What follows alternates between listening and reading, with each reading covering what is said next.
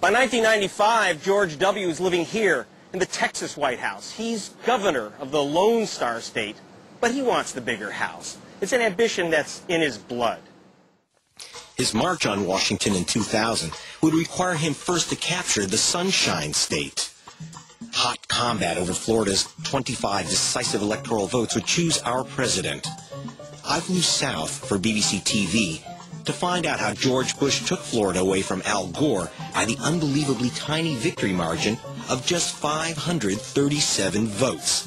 At least that's the official count. And it doesn't hurt that the man who's in charge of the count is also named Bush.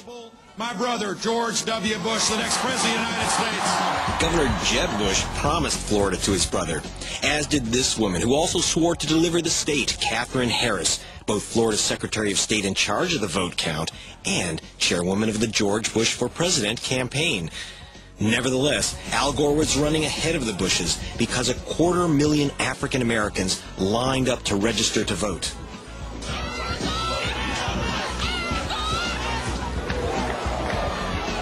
It's going to be a close race. It's a very close race, yeah. It's hard to tell. Flip a coin. On November 6th, after all the votes were cast, statisticians called Florida for Gore. It's almost 5:30 a.m. Texas time, and George W. Bush is still asleep, and I'm still speaking to people here in Florida. Most voters in the state told exit polls they voted for Al Gore, but the Bush family remained strangely confident. Now, why did George W. grin and ignore the exit polls? I don't believe that some of these states that they've called, like Florida, I just don't believe we got enough evidence to be able to call the state. We're doing better than we thought, and but I feel fine. But what made George feel good made America feel ill. The vote count was a shambles. Machines failed, chads fell, and thousands of ballots piled up. The public was fed up. I think they should just re-elect, start it all over again. Cancel the whole deal that's went on now, and let's vote again. The race turned on just dozens of votes, yet incredibly, by the stroke of a pen, Katherine Harris orders a halt to the ballot count. In all, 179,855 ballots were never counted. And here's the key. More than half of those not counted were cast by black voters. In fact, in Florida, an old Jim Crow segregation state, the nasty little secret of Jeb Bush's government is that, according to this U.S. Civil Rights Commission report, a black person is 1,000% more likely to have their ballot thrown out, not counted, than a white voter.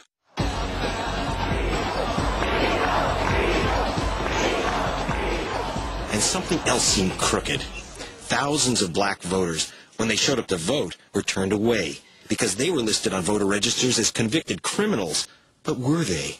I met with Willie Steen. Like 94,000 others, he'd been tagged a criminal. He was not allowed to vote in Florida because Jeb's elections officials said he was a felon. So, Willie, fess up. Are you a criminal? No. No criminal at all. Never been convicted of any crime. But they had you down as a felon. Yes, they did, but not me. Wrong person. I never been arrested in my life, you know. Was in the military for 4 years. Got out of the military, been in the medical field ever since. I mean, you can't even work for a hospital being a convicted felony. And I was in the Persian Gulf War in '91. Fought in the war, so, you know, it's pretty screwed up how they did me, but what can I say?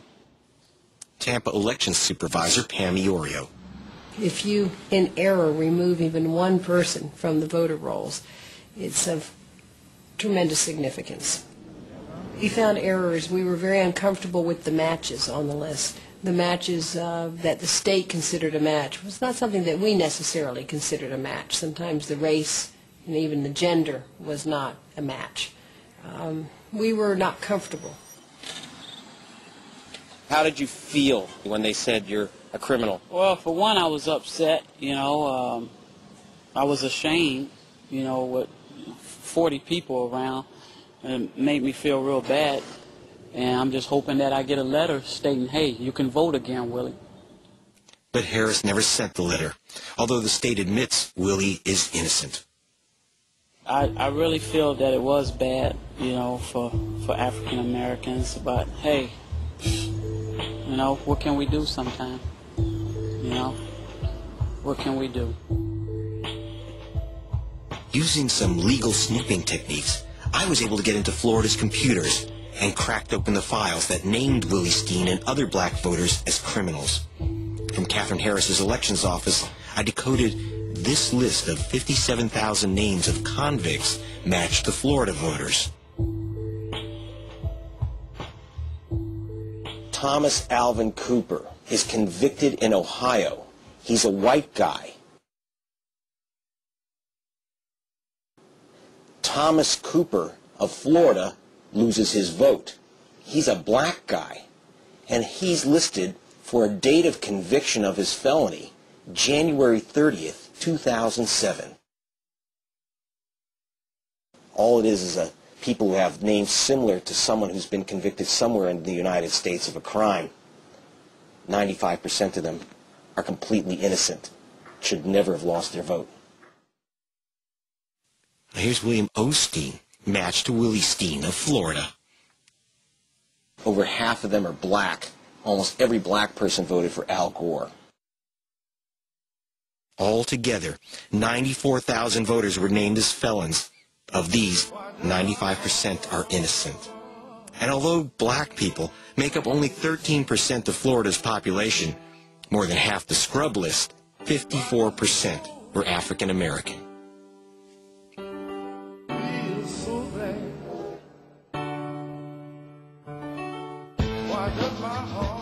I flew to the state capitol, to Governor Jeb Bush's office tower, to find out who came up with this fake felon list that elected our president. All those innocent black voters, thousands who lost their vote. Was it just a coincidence? Not according to this document, which fell into my hands, which proves that the election was signed, sealed, and delivered long before any ballot was cast. The state hired a company called Diebold and ChoicePoint. This document, marked confidential and secret, indicates that the company was paid millions to create lists of criminals who should be barred from voting, and then verify that those lists were correct. But Florida state officials told ChoicePoint not to bother verifying the names, despite ChoicePoint warnings that it could mean thousands of innocent people would end up losing their vote. And First Brother Jeb Bush is also implicated in the illegal voter purge. His office blocked the registration of 50,000 new voters, almost everyone a Democrat. In this letter, Jeb's office denies the letter exists. At the heart of the felon fix is this man, Katherine Harris's aide, Clayton Roberts, Harris's director of elections. I took my BBC television crew to Florida's Capitol building to meet up with Harris's operative. 18th floor, Division of Elections. We've come to ask Mr. Clayton Roberts, the director, a few questions. But when I began to ask him about the documents marked secret, he became a little uncomfortable. We have a statute that says we have to have a private company to do this. We put it out for bid. They got the bid. And I think I'm done with this interview. Wait, well, let me just show you the contract, if I could. Mr. Roberts, wait.